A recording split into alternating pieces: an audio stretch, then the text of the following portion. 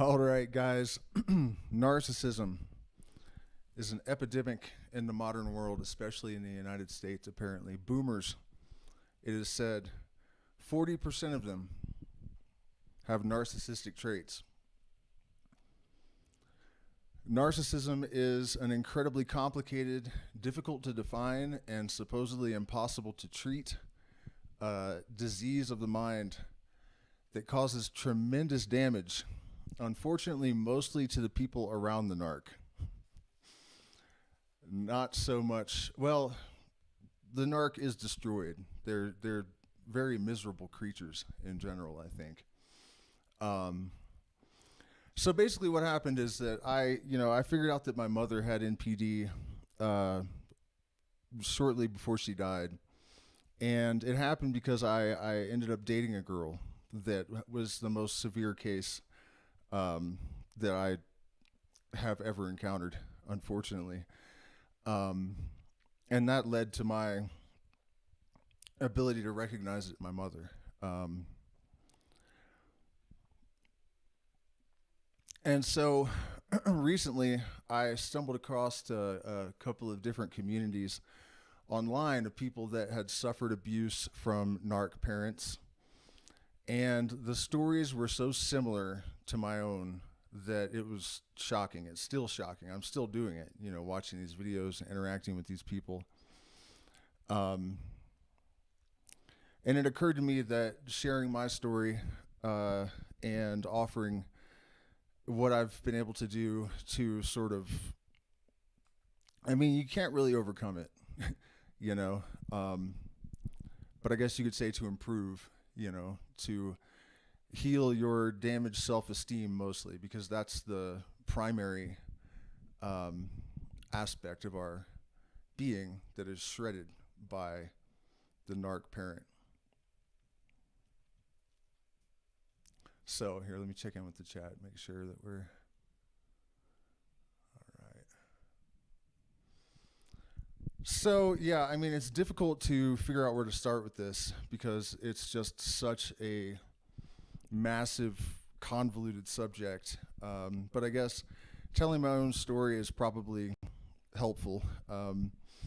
Mostly because I hope that if there's anyone that watches this that is going through this and doesn't realize it or doesn't understand the significance and the necessity to address this and get the narc out of your life, even if it's your own parent, it it is absolutely essential. You have to recognize it, and then you have to recognize how it has affected your perception of yourself so that you can sort of go through your being and realize it's not you. These things aren't even real, these perceptions, So,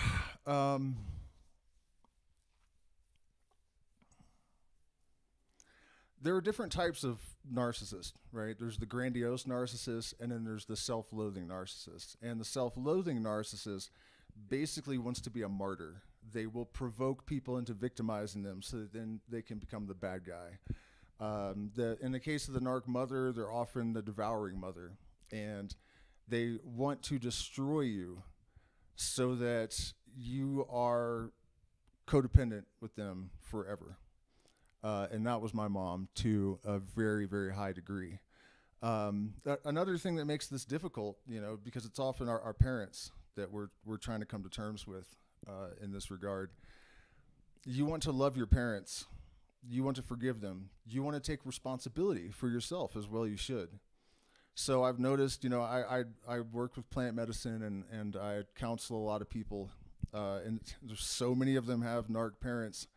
I see this a lot where there's a reticence to recognize the issue because they don't want to experience the rage at their parents. We are judged. If someone thinks you hate your mother, they're going to think that you're a lowlife. We have this cultural stigma around it that you just have to love and honor and respect your parents. And before I get into this, I want to make sure that I make it clear that I'm not saying that we should hate them. I'm not saying that, you have to blame and resent them. but you do have to find the objectivity to be able to analyze it and understand it enough to free yourself from it. You know, it's a difficult process. It's still hard for me, you know, to try to come to terms with these things and to realize what was done to me, the cost of it. It's not, and you know, even just sitting here trying to talk about this is kind of difficult. Usually, I don't have any trouble with streams, but this one I can tell, you know, I kind of have butterflies in my stomach and my mind's not really clicking quite like it should because I have to go through all this stuff. And it's not really easy to do. So I guess, yeah, the story, that's the easiest thing to do. And it's not all my mom, you know, I was really unlucky. My father was not my biological father, and he was basically a loser. You know, he alcohol, drugs, violent, the whole thing. But he had this thing where he would get drunk and tell me that there was a curse on his name. I wasn't his biological son, so the only way he could tie it to me was to say that it was a curse on our name from Freemasons on the Isle of Man, you know. And at any rate, he said that we were doomed to failure. You know, I would hear this all the time. There's a curse on our name. We're all doomed to failure forever. So to my mom's credit, it's not entirely her. But when I was very young, you know, these things are progressive, right? And this is another thing that complicates it for us. When I was a toddler, my mom was sweet and loving, and she was like a little hippie. And, you know, it's like once I hit a certain age, that all stopped. And she was constantly angry, constantly miserable. If you approached her just to talk to her, she would be like, what? You know? Just absolutely no love, no affection. And I think as a little child, I realized that I needed to put up a firewall between me and my mother. Like I remember the day that she tried to kiss me or hug me or something, and I wouldn't let her, you know, and I was a toddler. You know, something instinctively told me that you have to keep this woman at a distance. And so, and I'm sorry this isn't as focused as it could be. It's difficult for me to push through here.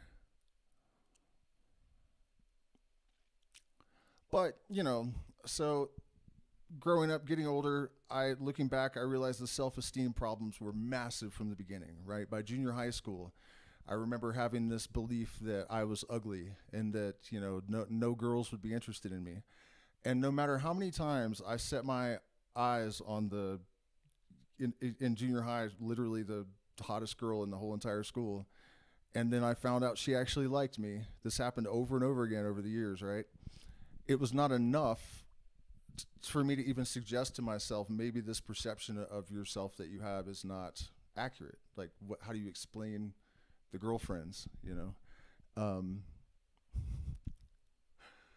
Imposter syndrome, right? I started to play guitar. No matter how good I got, everything I played was garbage, you know? And that persisted to the extent that even after getting recognition from like my biggest hero, you know, biggest possible hero, it basically just took him down off of his pedestal and made him a normal person, and I assumed he was just being nice, you know, if he said something kind to me. But I'm going to give you guys now actually the most extreme expression of this, you know, just to really paint a picture of like how severe the self-esteem damage is and how difficult it is to overcome it. You know, despite whatever evidence came my way, I could not override this self-esteem damage, right? So when I left Virginia at 21, I basically told my mom, I'm going out to California, and I'm at least going to manage to play with musicians that are connected to the Grateful Dead.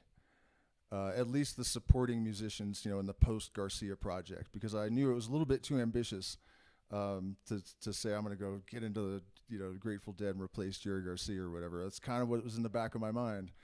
But that's what I told her. And I said, it's consciousness plays more of a role in creating our reality than most people realize or accept. And I'm going to prove it by going out and doing this thing. And so I go out there and I do that. Right.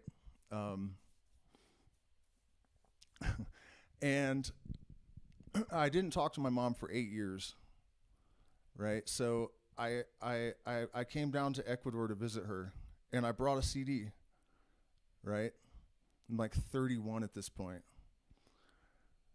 And I brought a CD of me playing with people from Rat Dog, Bob Weir's band, the original drummer from Primus, and he's now in Dead & Company playing at the Sphere in Vegas with those guys. And I played it for her. And she just kind of turned red, like she looked embarrassed or something. And she didn't say, that's amazing. I can't believe you actually pulled this off. You're not nuts after all. Like, after years and years of painting me as this like crazy person, I would find posts on the internet with my full name and stuff. With all the, She looked embarrassed. Like I had embarrassed her by pulling off this insane thing. And I realized later that, let's get through this. So in the course of being there in Ecuador,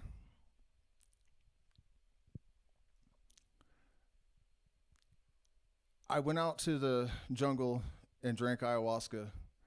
And as I was leaving, the shaman, who was extremely intuitive, obviously, said, when you get back to your mom's place, go directly to the yurt and say everything you need to say to her to the smoke. Do not let her intercept you. She intercepted me. We had a huge fight. She provoked. They want to be victimized. You know what I mean? That just everything she could possibly do to try to provoke me. And she succeeded, ultimately. And now we have to rewind a little bit. When I was growing up, she was a single mom. We were dirt poor, right? So she would basically imply that she had to unalive herself starting when I was maybe 5 because she couldn't stand the burden of having 2 kids as a single mom. And so I was a smart enough kid, and actually this kind of ties into the story. I was a really smart kid, like prodigy smart. I was reading on an 11th grade level in 2nd grade. They brought in a specialist to like test me and taken out of normal classes, put in gifted and talented. And that's a whole nother story regarding the self-esteem thing, because regardless of all of this evidence that I was very intelligent, I was convinced I was an idiot because my mom had been gaslighting me since I was a toddler. But that's, just another subsection of this drama. But yeah, so she would basically imply that she had to unalive herself because she couldn't stand the burden of having children. So my first unaliving attempt was in 5th grade with a pair of scissors. I was trying to cut through my wrists because she had been talking about how, she had to unalive herself because she couldn't take it anymore and all this stuff. So she had been putting this on me my entire life, right? And after this fight where she provoked, and she was already planning it, so provoking the fight, and I really hope you guys that might be dealing with narcissists can understand this, because it was deliberate. Like, you have to get that through your head. She did this to me on purpose, right? She did this to me on purpose. She provoked that response and then unalived herself. My stepfather blamed me because he did not understand her narcissism and had no idea what I had been through. The community blamed me, right? And I realized, because I was on the cusp of my dreams when she did this. I've told the story in other videos, so I'm not going to get into it right now. But I pulled off this extraordinary, impossible thing, and exactly the way that I said I was going to. And I only realized this 2 nights ago, that I stopped caring about it because I was doing it to prove something to my mother, and I didn't know that. So first of all, when I brought her proof that I had done the thing that I told her when I was leaving, you know, I'm going to prove this to you, and she just didn't care. And then she unalives herself in a way that kind of like all my life, I'm eventually going to unalive myself, and it's because of you. It's because of you. It's because of you. Because of you. Because of you. Because of you. Right? She blamed me for her broken marriages. I mean, on and on and on. I don't want to sit here and like whine about my mom all this time. The main reason I'm conveying all of this is just because, you know, I know the denial that you can have when you're dealing with a narcissist of that level. You know, it's your mother. Letting her do that to me, leaving that door open, like my brother stopped talking to her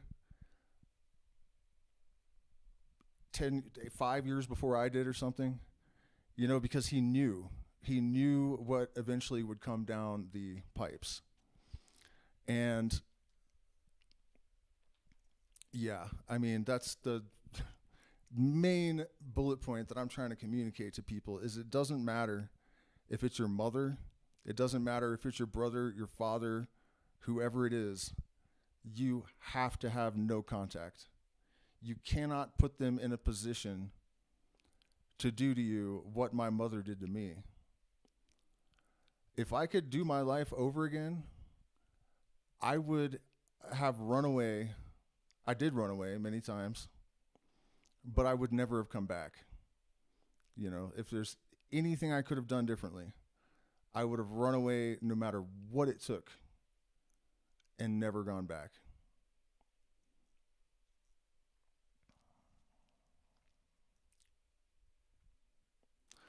And the cost of growing up with this woman for me, I ended up with borderline personality disorder, which led to violent jealousies and, you know, you cannot control your emotions, but you do have empathy and guilt. So it's like, you know, I would explode in these rages. Then I would feel like an absolute piece of trash afterwards. Luckily, borderline personality disorder is curable. By the way, it is a consequence of narcissistic abuse a lot of times. But it gets better in your late 20s, and it is treatable. You know, I don't have any residue of this, and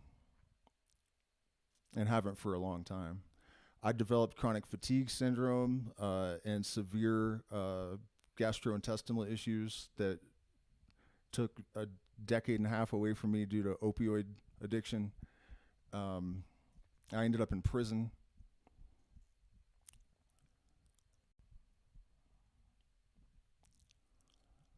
It's truly extraordinary, you know, and it also complicates it because my mother was not necessarily all evil either. All of these people are also people. They can have empathy. They're not necessarily psychopaths, right? I've never known a narc that didn't love animals.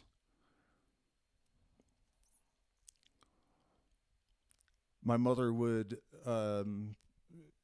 pay people's rent, you know, in the community in Ecuador where they lived if something happened. Like, she could be very kind and compassionate, but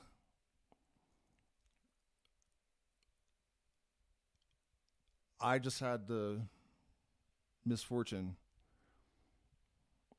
of being her son and the primary target of her lunacy. Hola, what's going on?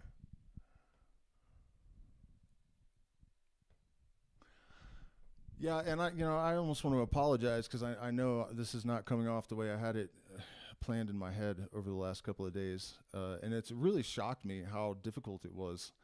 I've rescheduled this a couple of times, and honestly, two of the times I didn't have to. I just, it was making me almost manic just thinking about it, you know, going through all of the old memories and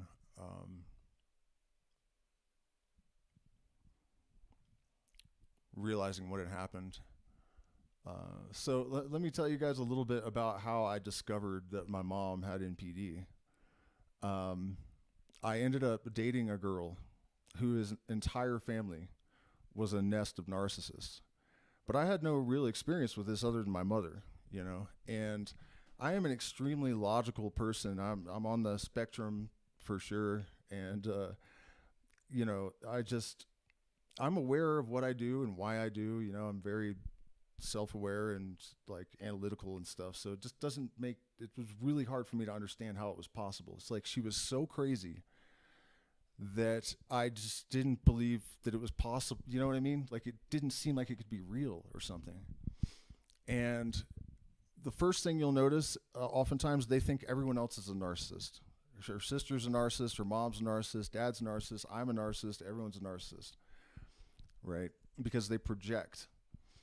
And what can be so maddening and difficult to understand is that when they project, they believe it, right? So she would do something to me, and then if I said something, she would start yelling at me as if I was the one that had done it to her. And for the longest time, I thought she was just being manipulative or not, you know, fair, and it took me a long time to really understand that she literally believed the things that she was saying. You know, they're just so convoluted in their minds, often as a result of trauma. And this is something that we should probably also get into.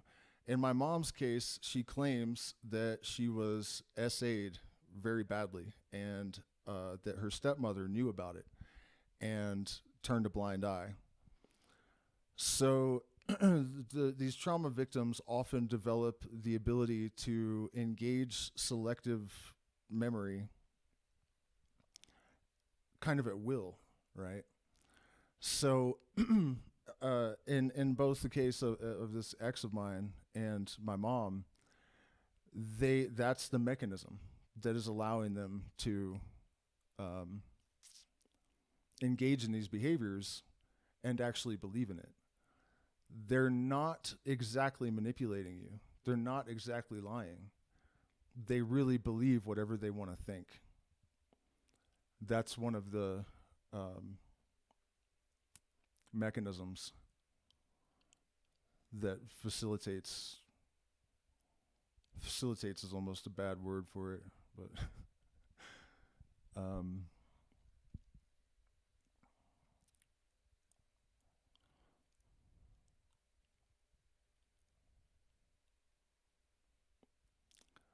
they'll never take responsibility for anything either. That is another huge element of this. Man, my plan for this stream has just gone right out the window. Let's see, what the hell was I going to talk about? Oh, it does give you superpowers also. This is an interesting aspect of it that kind of surprised me. Apparently, people that have suffered from narcissistic abuse develop incredible pattern recognition skills. I have known this about myself for a long time. It is to the extent that it's like prophetical, you know, it's crazy. And I stumbled across a community of people that have the same thing, this pattern recognition ability that is to the degree that it's like almost supernatural. That really blew my mind. And it comes from hypervigilance, from the abuse. Because you have to constantly walk on eggshells, and you have to constantly be guarded, and you have to constantly be protecting yourself. And it's almost to the extent that it's a matter of survival, you know, that you do this. develop this hypervigilance.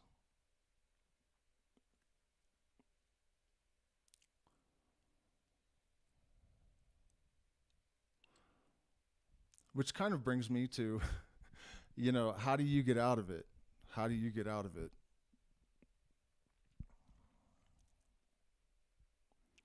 Psychedelics are tremendously helpful, but only in the right context. You have to have the ability, the knowledge, the tools to navigate that space in a very specific and directed way, and if not, then you need a guide. But that is one of the main things that has really helped me. But as I was saying in the beginning of the stream, the main thing is that you have to develop the attachment, detachment, and objectivity in regards to this parental figure or whoever the narc abuser is, to see how it has affected your perception of yourself. It's basically just psychoanalysis. You have to find a place of at least neutrality, if it can't be forgiveness. And you have to find the specific memories that inculcated these aberrations into your being. For example, when I was I've had more opportunities on levels that, never happened to anyone in my life than I care to think about, like crazy. But I was guaranteed to sabotage them, and that was one of the hardest things for me to get over. It's not just a matter of self-worth either. When you have had a narc parent, you have to realize they have been trying to destroy you. And if you're kind of rolling your eyes at that and thinking, well, that's a bit extreme, isn't it? It's not. It really isn't. These are not conscious efforts. These are subconscious aberrations manifesting as extreme toxicity. But they really are trying to destroy you. They're trying to make sure that you can never leave them, that you can never gain your full independence, that you will never exceed them. Like my father telling me that my name is cursed, so I'm doomed to failure no matter what, over and over again from the time I was a toddler. What do you think subconsciously was driving that? So as I said earlier, we were really, really poor. And one day I wanted ice cream. I think I was probably 4 or 5, and my mom didn't have enough money for ice cream. So she probably kind of blamed me for being poor, like it's my fault that she was dropped out of school in 7th grade and got pregnant at 17 by a 15-year-old. But when I asked for the ice cream, she screamed in my face, like neck veins bulging out, like blood red, like, "You don't deserve ice cream." And I think I got that response a number of times, So I think there was this mechanism installed, that I just couldn't have anything. And I think also, the prophecy of my father telling me that my last name was cursed, maybe that had some influence as well. But that's the example that I'm giving, that you have to pinpoint the earliest and most charged influence, and then connect that to your behaviors. And that's just opening the door, but it's a hell of a step,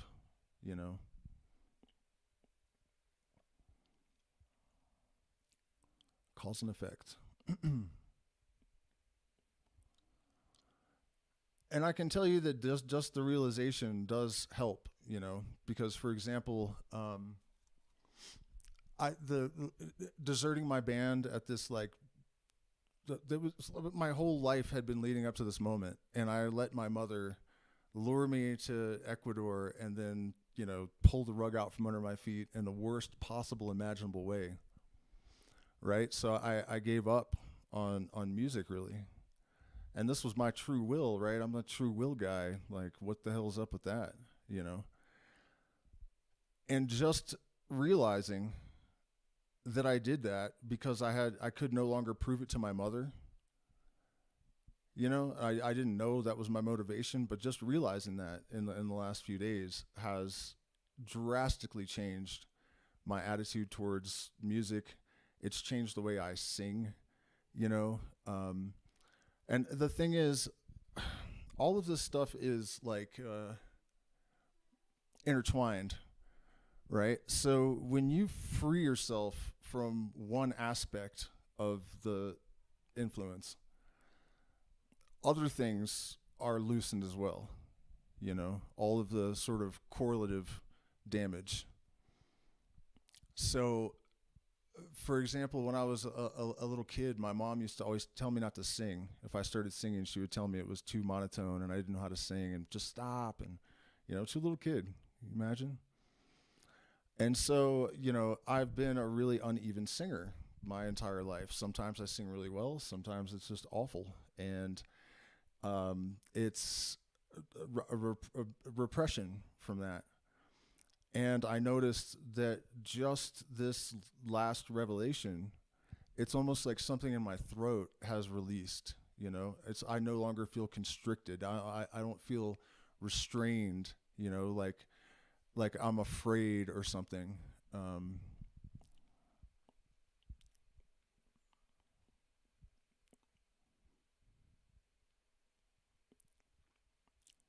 It's crazy too to realize how much of it, you know, how much damage, because I have studied psychology and mysticism and, you know, taken psychedelics and all of this stuff for forever.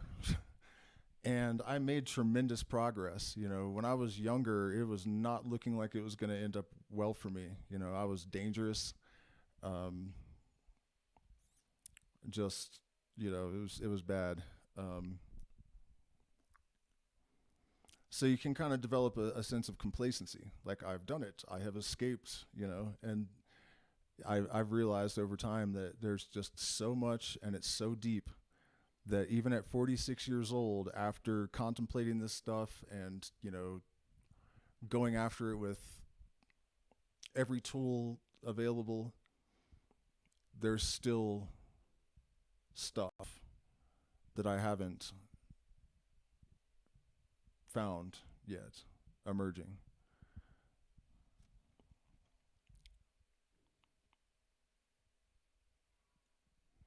I have seen narc parents drive their kids to unalive themselves.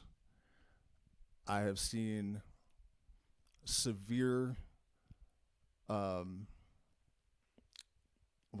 is this psychological and like epilepsy? I don't know if it's a neurological, I guess. It's physical but neurological, so it's definitely not psychological.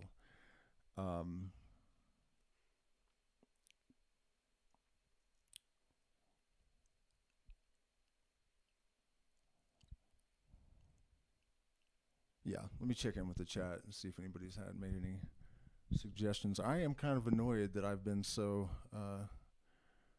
kind of unfocused, because I swear I've been thinking about this constantly for the last like 3 days. And I had a game plan, and then when I turned the camera on, it just all kind of fell apart.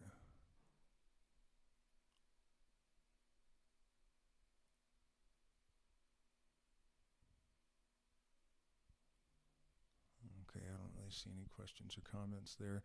By the way, you guys, do me a favor, hit the like button, share, subscribe, consider becoming a patron. We're demonetized. And so the only compensation we get for this is from the community, and we do appreciate it a lot. We also just opened our Etsy store. We have Bob and Sana paste drops and other things I don't want to say available there. And if you're a patron, after a while, you get discounts and whatnot. And so anyways, there's that. Let me mold this over for a second and see if there's any really crucial. I feel like I've really been all over the place, man. That the narc girl that I dated, you know, this is worth talking about actually, people have asked me, you know, like, why didn't you leave her sooner? She was still stalking me last year or the year before. I don't remember when the last time. Some of you guys have followed me long enough, you might remember this. I would block her profiles and she would make a new one, and the last one was called It's Me. Like, how creepy is that? It's me, you know? And she would go all over all of my socials and attack me. That's the worst things she could possibly think of to say. Like P3DO and, you know, just luckily she's so insane at this point that it was obvious to people that this, you know, they were like incoherent sentences, and I don't think it really did any damage. But 7 years, man, 7 years since I'd left the States, she was still stalking me after all those years. And I honestly didn't leave her sooner because I knew that I would not be safe. You know, and I can be a scary person. You know, I was an outlaw for most of my life and in dangerous places like Washington, D.C. and Northern California. You know, I was another problem with the the borderline personality. When I was violent, I grew up in a really bad neighborhood. So my mom took me to enroll in martial arts, and it just so happened that it was a guy named Master Kwan, Grandmaster Kwan, actually, and you guys should look him up and watch some videos. So that complicated things pretty severely. I did stop getting beat up in the neighborhood, though, that's for sure. Anyways, though, there is no limit to what the offended narc is capable of. You know, so being an outlaw still at that time, I knew that if I broke up with her, if I left, I needed to leave the state or the country, because she would do anything in her power to get me sent to prison, or, you know, to convince the outlaws. It's a self-regulating community, right? So there are certain things that you can tell the general population, and if they'll believe it, you know,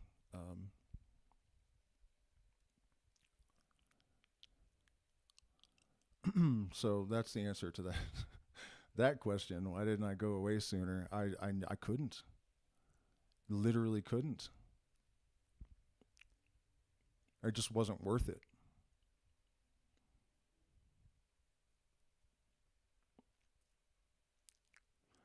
You know, at one point I left her. And of course she could keep the house because she had a kid, and I was like sleeping in my van, and I brought her $600 so she could pay her rent, you know? And when I brought her the money, she said something like, "You're such a selfish piece of shit," or something, after she took the money, you know? That's pretty typical narc behavior.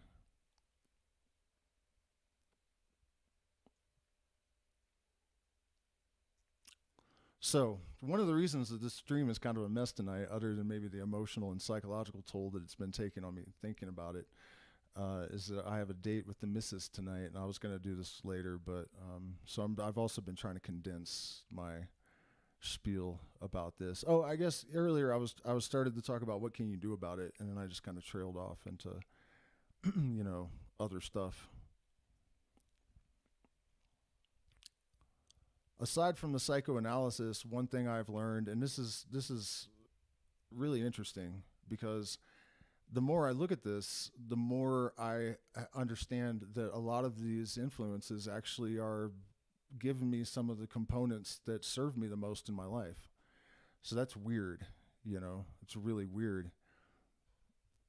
The perfect storm of being autistic and having a really high IQ and having narc abuse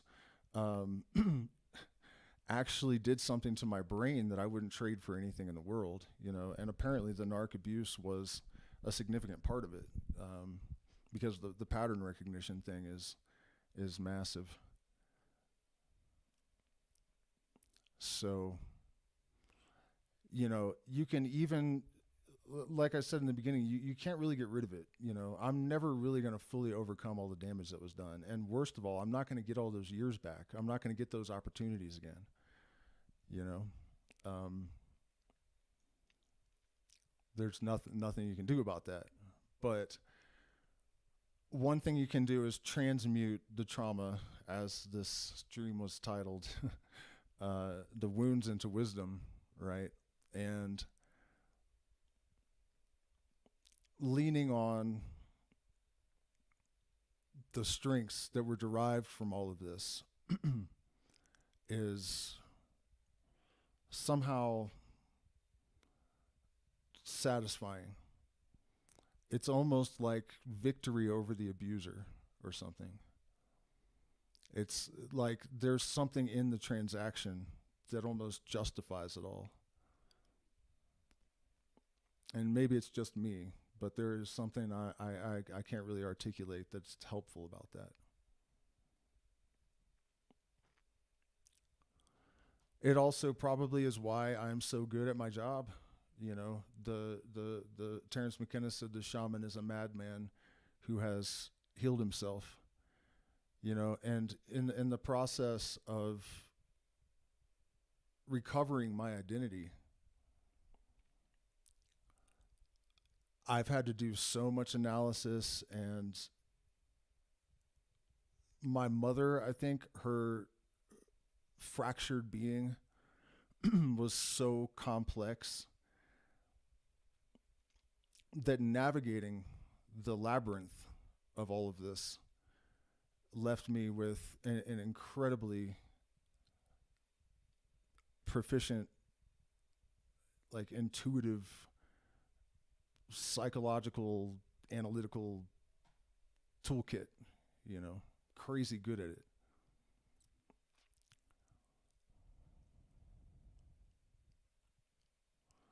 And then I think also when you learn how to lean into these things that you've developed as a consequence of these unfortunate experiences, it also gives you the tools you need to fix more of the damage. So it's like once you change the trajectory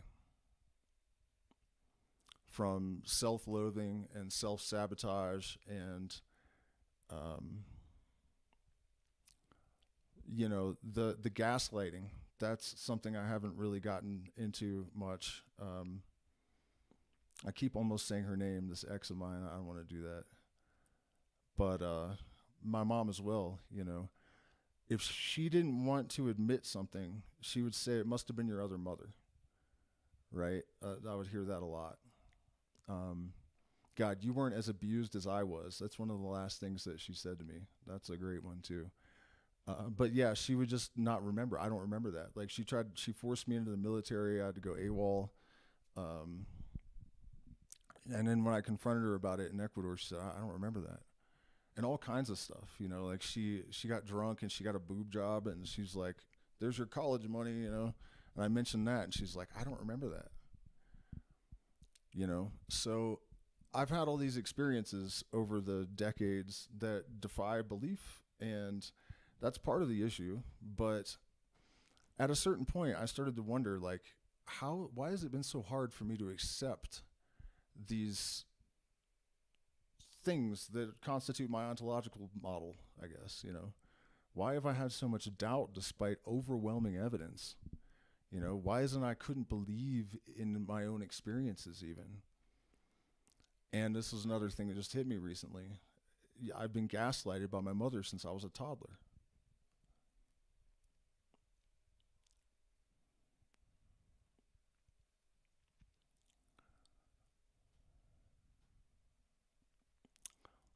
I do believe I went off track and lost my train of thought again. That's the difficult part about this, because I think about this stuff and my mind just kind of goes blank, you know.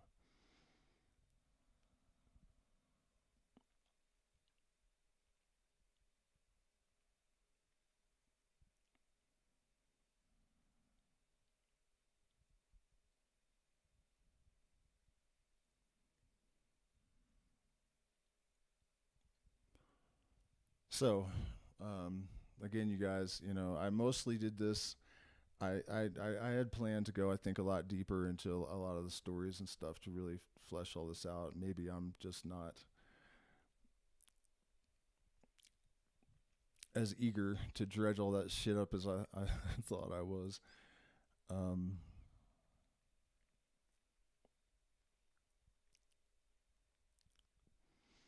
but you know, the main reason I do what I do, this channel and working with the plant medicine and everything, it's because of all the wasted potential in my own life. You know, like it's almost unbearable to look back and realize not just what, but also why so many of these things.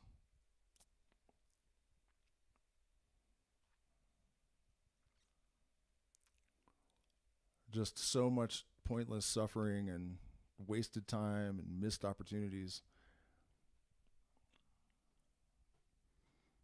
And I do what I do mostly in the hopes that I might save somebody else that experience. Because it's an absolute nightmare. It's an absolute nightmare.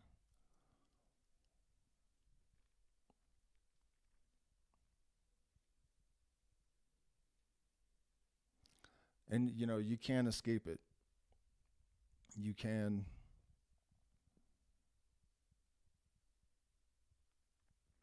rise above it.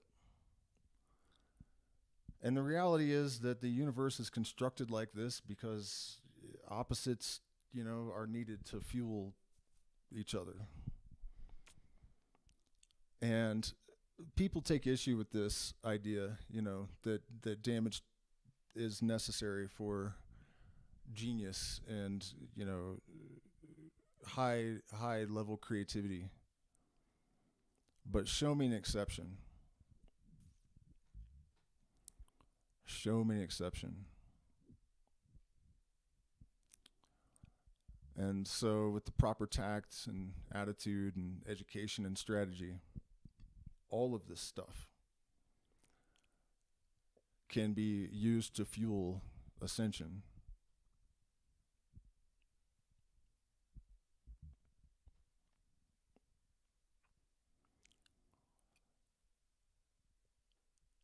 That's what it's there for, in truth.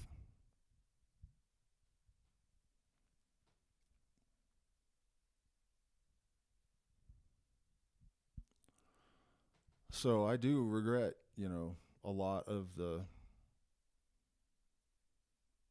consequences of having a narc mother. And it has been getting me down for especially the last 5 years or so. I thinking back, like getting older and like, damn man, this is probably not going to come around again, kind of thing, you know. But more recently, I've really been able to change how I view this stuff, and I've realized that the substance that I have now, the clarity that I have now, the wisdom that I have now, the ability that I have to help others and have insight,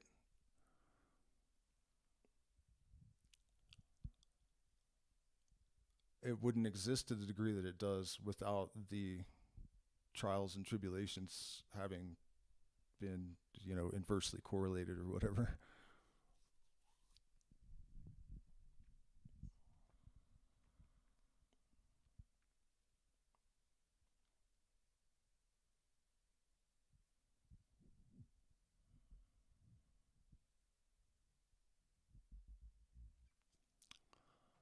And the most important thing, you know, to anyone that realizes that they have a narcissist in their life,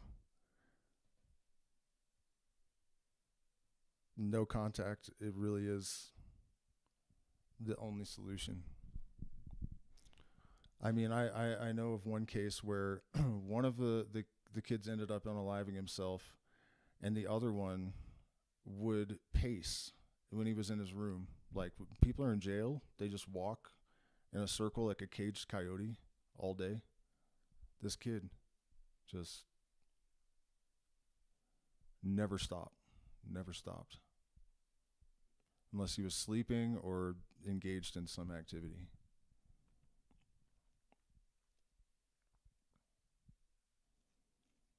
You have to just get them away from you.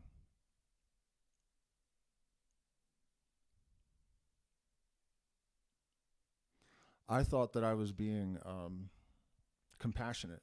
You know, my brother didn't come to my mother's funeral. I thought I was being compassionate. Like, it's just too cruel to just not speak to your own mother. You know? I didn't know it, but I didn't have a choice. I didn't have a choice. And it's progressive, right? This disease. So the longer you wait, the worse the narc gets and the more dangerous the narc becomes.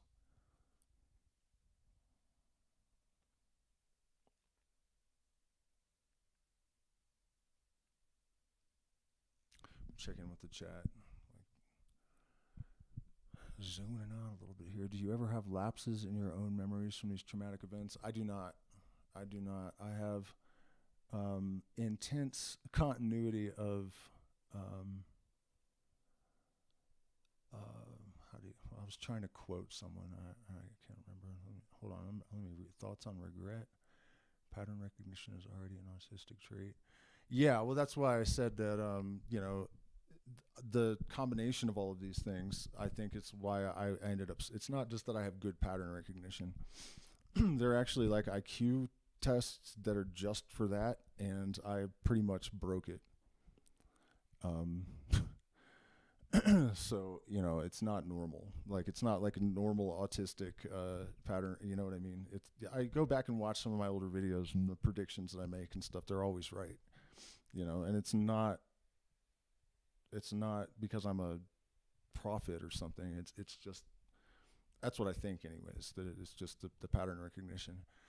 And it's actually a really interesting subject that I you know, we should get deeper into. But I think one of the things that's really baffled me about it for so long is the degree of specificity that often comes from this stuff. And if the holographic theory of the universe is correct, and everything's sort of like a fractal, it actually makes sense that if you can totally map even one piece of the fractal, you're able to extrapolate anything from it. So anyways, that's not the subject now. But thoughts on regret. Shit, man.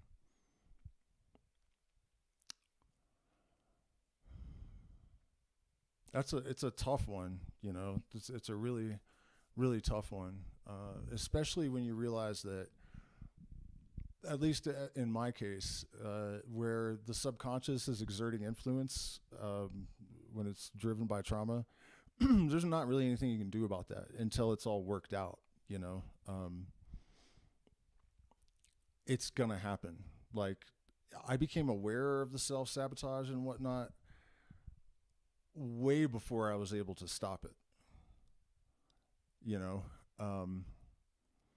And it's a difficult thing for us to even understand that we have that automata, you know, that these impulses or whatever can just exert themselves, and you're literally like a puppet in those moments, you know, and you're not gonna see it with clarity until after the fact.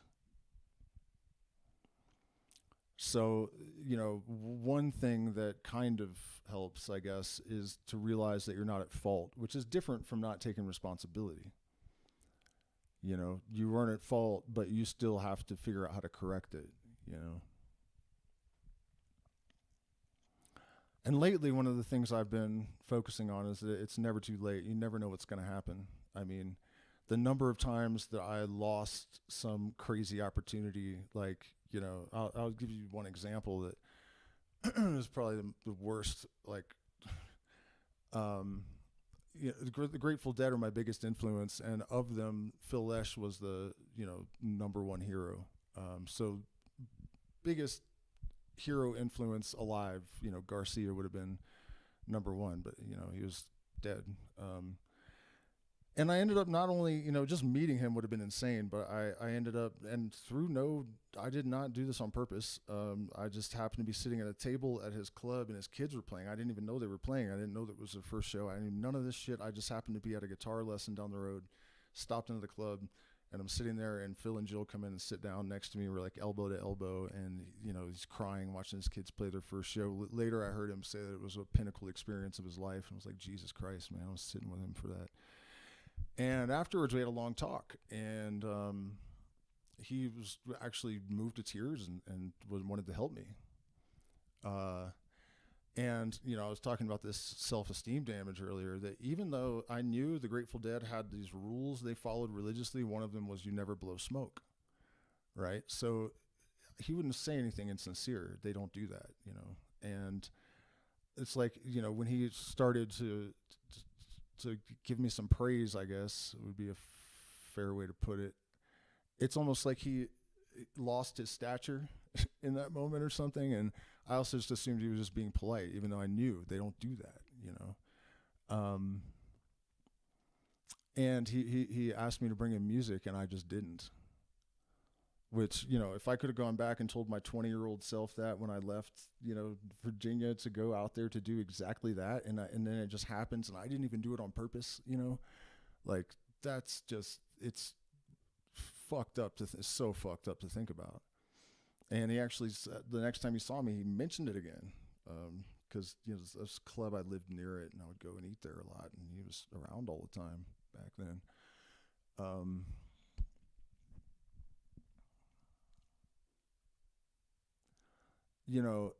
Trying to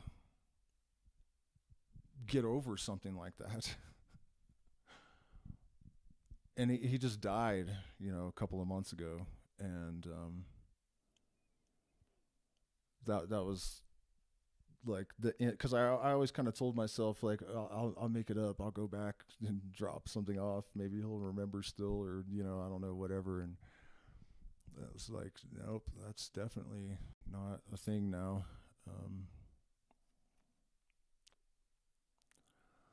But the point is, I'm sorry, I kind of trailed off there. The point is that that's not the only thing on that level, really, that I've managed to do after thinking that, that's maybe the biggest one, but, things up there like that, more than one of them. And every time when I still had this self-sabotaging instinct, I would think there's no way I'm going to get another chance.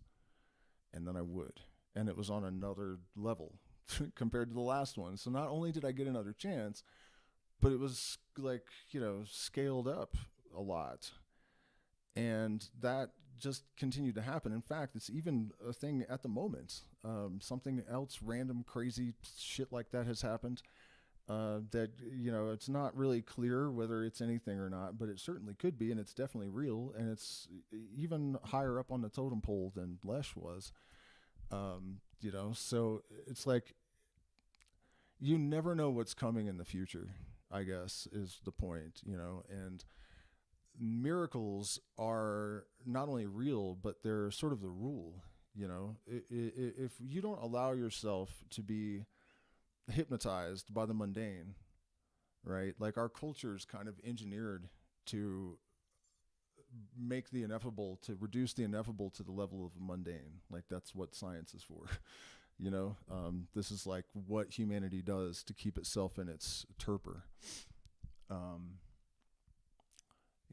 if you are constantly aware that everything around you is constituted of miracles, they are present in macro, I think, much more than they otherwise would be.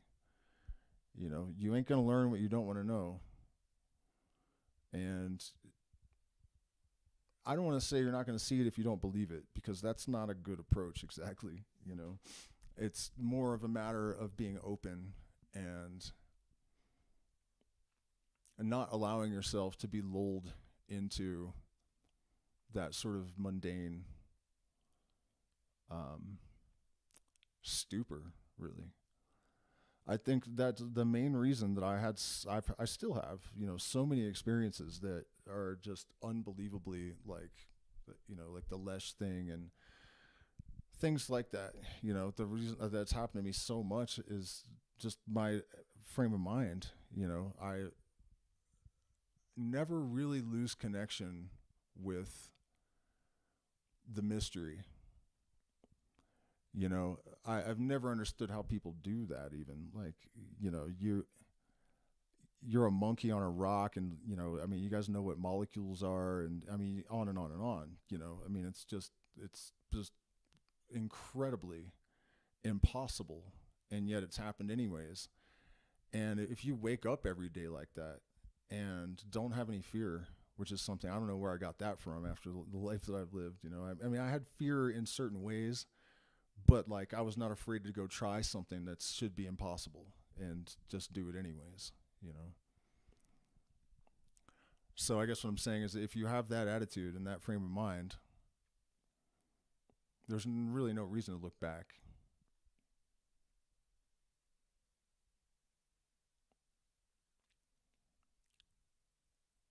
Incidentally, it also really helped me to get some surgeries done recently because I didn't realize my intestines were like tangled up and stuff. I just thought I had a hernia.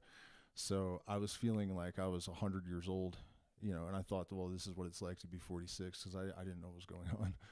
So that's helped me, but that's got nothing to do with this really. But yeah, I think it's part of the reason for my renewed zeal and positive expectations.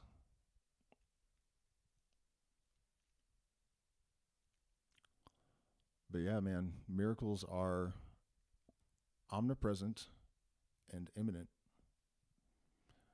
So if you're just receptive to that, there's no reason to look back. The thing with magic, right? Real magic, really every process in the universe, this is true of the transmutation of lead into gold, right? The Congress with a demon that the magicians talked about back in the day was really about transforming negative components of the psyche into positive ones, because you can't destroy the energy, you can only transform it, right? So, rather than regret, and this is easier said than done, you have to look at it like, well, the next time when we scale that opportunity up, I'm going to be alert for this error or aware of this necessity, cognizant of the parameters, to a degree that I wasn't last time. So it's not a loss. It's a accretion.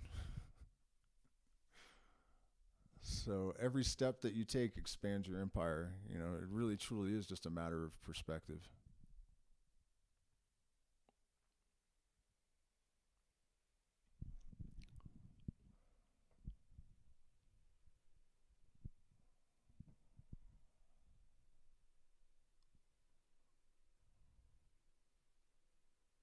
This channel is Gute. What is Gute? Yeah, I appreciate all you guys for being here as well. It's been a crazy couple of months with the surgeries and all of the stuff, and this is interesting maybe. My stomach problems that I've had my whole life are definitely connected to the mother. And interestingly, the shaman that I was working with said that it was like the first time I really put it together. He just said I was out talking with spirit, and she told me that your stomach problems are because of your mother. And it's not like I had told him a bunch of stuff either. It was really, really wild stepping into that world in the early days. But anyways, the fact that all these things have become so clear in the last couple of weeks since the surgery, where my guts were put back into alignment, I don't think that's a coincidence. And to get a little bit metaphysical about this, I think management of like your gut biome. I've seen a bunch of, I didn't watch any of them, but I've seen thumbnails, science channels talking about like how there could be, no, not there could be, I think they proved this, that there's a byproduct, waste from some bacillus species or something, and that makes us age. It's like the primary thing responsible for aging, and all sorts of mind control, basically. Like these parasites that can make an ant cling to the top of the grass so the liver flute can get in the cow's stomach or liver. And even rabies. Think about that, a virus that makes animals bite other animals because that's how it gets transmitted. Like that's crazy if you really think about it. And all of these things are manifestations of energy, So repairing this stuff and reorienting our disposition and changing our trajectory when it's necessary, the whole being approach is probably underrated. People overcome depression, they start exercising a little bit and whatnot, but I know that aside from plants, aside from exercise, all of these things, like really keeping up on like how to optimize your gut biome, watching all the new research as it emerges, and really optimizing every aspect of your being. Colloidal gold in the brain, like your life is going to improve if you take colloidal gold. And if you figure out exactly what organisms you need in your gut biome, and get your brain chemistry straight,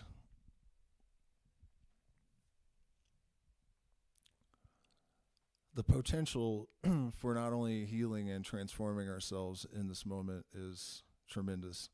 And I'm awfully suspicious that it's actually the reason why they are shaking the ant farm so violently. The Ubermensch could very easily emerge from everywhere all at once, any minute now. And I have a feeling there are some POSs in Washington and other places that are terrified that might happen. This whole thing about the boomer generation being 40% narcs, that's by design. It's by design. It's partly just a consequence of the vapid, purposeless culture that's been propagated, but that's been done for a reason. And if you really think about narcissism or any psychological maladaptation, it's basically just unawareness. The person's not aware. Like my mother, if she had known what she was doing to me, she would not have done it.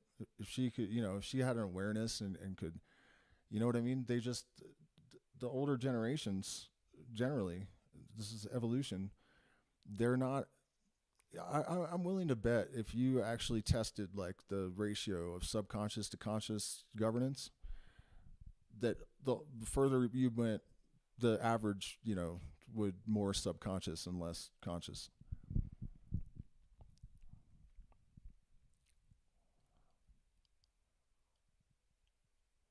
And that's an absolute necessity if you want a subservient population. You can't have a bunch of illuminated, self-realized people running around. You can't bullshit them. You can't lie to them. Truth is, there are equations for truth. And once you know those equations, you're never really wrong about anything.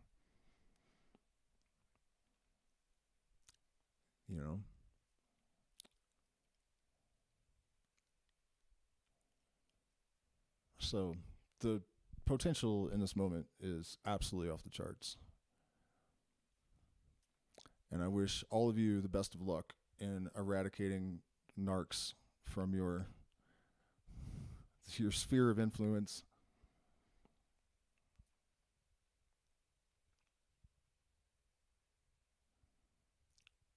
Finding the strength to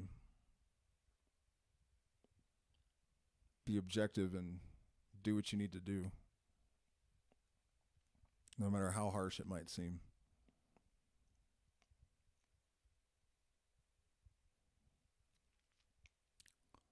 Do it now.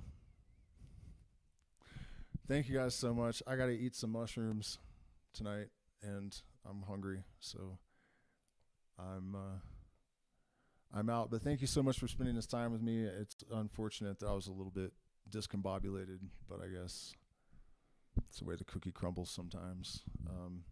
Thank you guys so much. Please hit the like button, share, subscribe, and consider becoming a patron. You can also make contributions to the channel via the stuff in the things in the description and the chat. We're demonetized, so we do appreciate your support. Also, we're still having events in July and after in the jungle. Possible small groups sooner. So if you're interested in those experiences in the Sacred Valley or the Amazon rainforest, shoot me an email and we can set up a voice call. Also,